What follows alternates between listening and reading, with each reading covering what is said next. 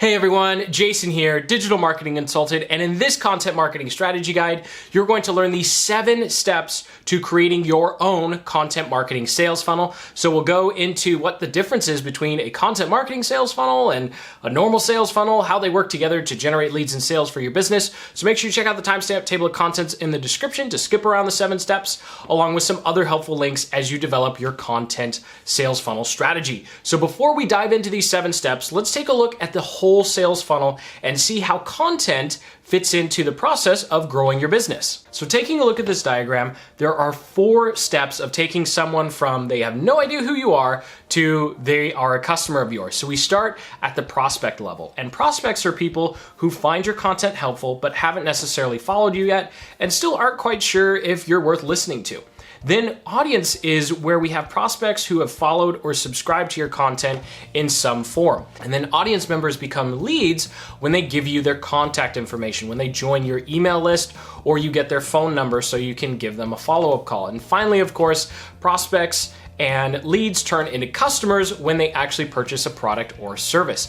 Now, when it comes to content marketing and specifically your content sales funnel, we're only going to be talking about the top 2, right? Because the content marketing sales funnel is all about transforming a prospect into a lead. And once they become a lead, then your traditional sales funnel process takes over. So an easy way to think about this is the first part of your funnel is the content marketing funnel. This is the strategy where you're warming people up and you're getting them to opt into your email list. And once they're on your email list, then you can take a look at the back end, which is the actual sales funnel process where you're taking leads and turning them into customers. Now, the first step to developing your own content marketing sales funnel is choosing a platform.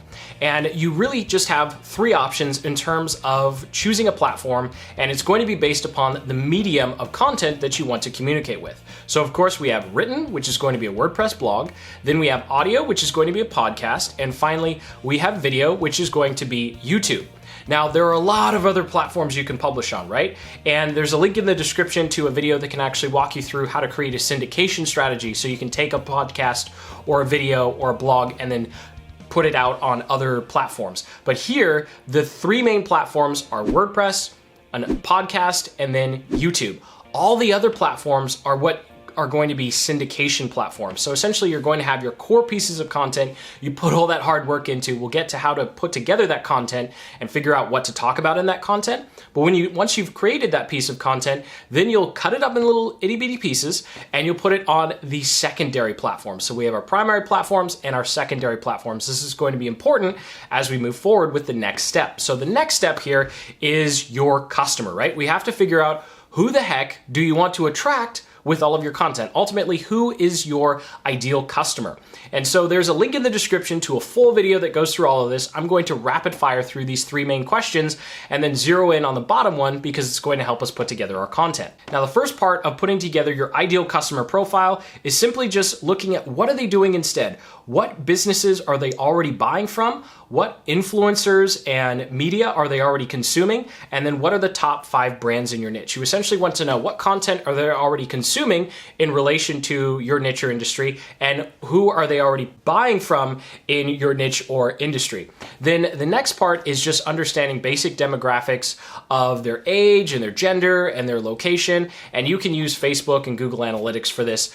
Link in the description to a video that walks you through how to do that. Now, the final 2 questions, or the final question that's actually broken up into 2 parts, is what we're going to use to actually figure out what type of content to make. So when we're looking at what do they care about, we want to know what results they're after and what is it they believe is getting in the way of their success. So let's go ahead and make this concrete. So from here on forward, I'm going to be using the example of creating content for someone who's trying to grow a YouTube channel. So if we look at what results is somebody after who wants to grow a YouTube channel, this is our next step. We're going to assume that they want to grow their channel, make some money, and I don't know, eventually quit their day job or something. Then we have the perceived roadblock, which is they're not getting enough views, they're not getting enough subs, they have bad video quality and poor ranking. So what these 2 sets of questions are going to do is it's going to give you insights as to what type of content to make. So now we know that we should make content about how to become full-time on YouTube, or we should talk about poor rankings, or we should talk about how to improve video quality. Now, obviously this is just an example. You'll have to fill in these 2 questions for your ideal customer, but this is the fastest way to figure out what type of content you should make for your content marketing sales funnel. Now, here's a couple of examples that we could do for whatever type of content medium we're going after. So I could do a blog post about how to use playlists to rank videos. I could do a podcast talking about how to rank your first YouTube video, or I could just make a YouTube video about how to improve your ranked videos and video ranking. So now you can see from our diagram here, we've chosen one of our primary platforms and all those other ones are going to be secondary. We won't worry about them right now.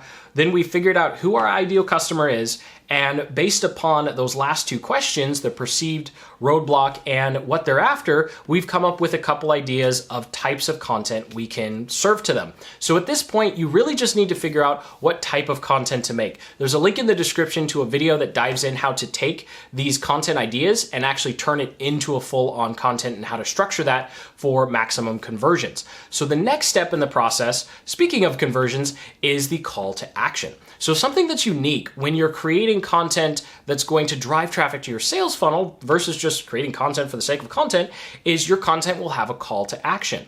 So while someone's watching your video, listening to your podcast, or reading your blog post, you want to think about what's something you could offer them that's more valuable beyond the content they're already consuming. So for example, there are 2 ways we could do this. If someone's reading our blog post, we could say, hey, if you want to learn more about growing your YouTube channel, check out our webinar or advanced guide, right? And we can just add links through our blog post, or we could tell people in our podcast that the link to the webinar is in the description. Or if you don't have a product that you're trying to sell and you're trying to generate leads and you need to get them on the phone, then you can offer a free discovery call or free consultation.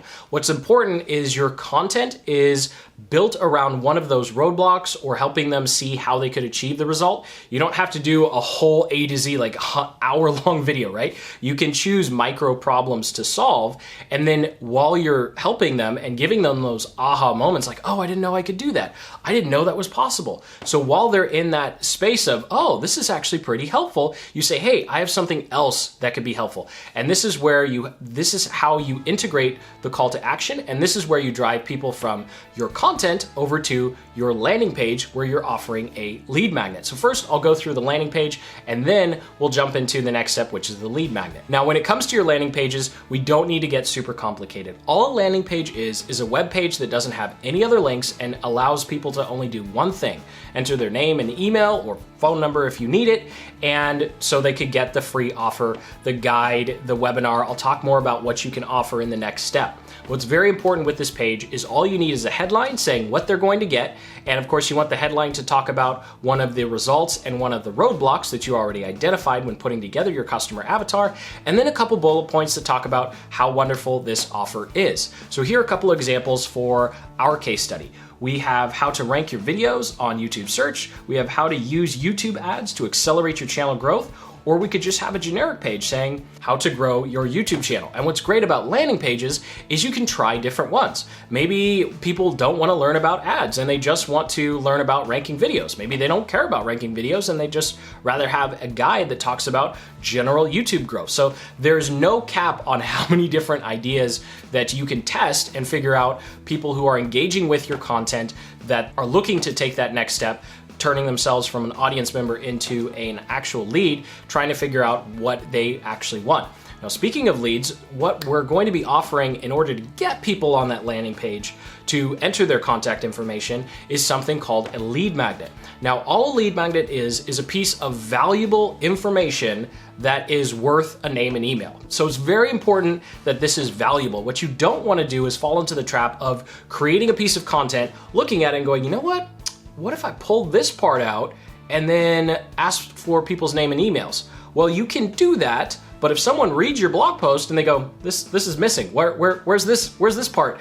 And then they see at the bottom they have to enter their name and email, that's a no-no. The content needs to be complete and stand on its own, and whatever you offer as the lead magnet needs to be a legitimate bonus or a legitimate value add. You don't want people reading through your content or watching your videos and feeling like, oh man, that I was just swindled into getting, they just want my name and email. They're not actually gonna tell me what I was trying to learn here. So here are a couple of examples of what you could do for a lead magnet with our example of people trying to grow a YouTube channel. We could offer a video tutorial of how to get more views. We could offer an audio recording of a YouTuber sharing an inside story of how they were able to grow from nothing. We could give them some diagrams, or we could just give them a PDF checklist. Whatever it is, it's important that it's valuable, and typically it works best if it's a different medium from your content. So if you've chosen video, it would probably make more sense to have a PDF or a diagram. Just like if you're doing a blog, it would probably make more sense to have an audio or a video.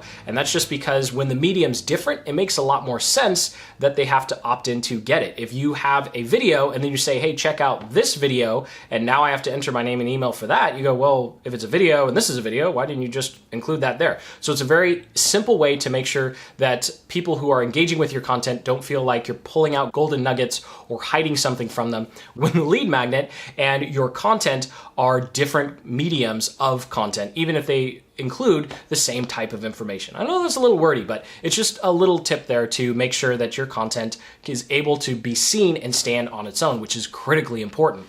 Now, at this point, you've done a tremendous amount of work and your template is complete. This is all you need to put together your own process for your content marketing sales funnel. Now, there's one key difference between running ads and doing paid traffic versus this content marketing approach that ties into your sales funnel, making the content marketing sales funnel.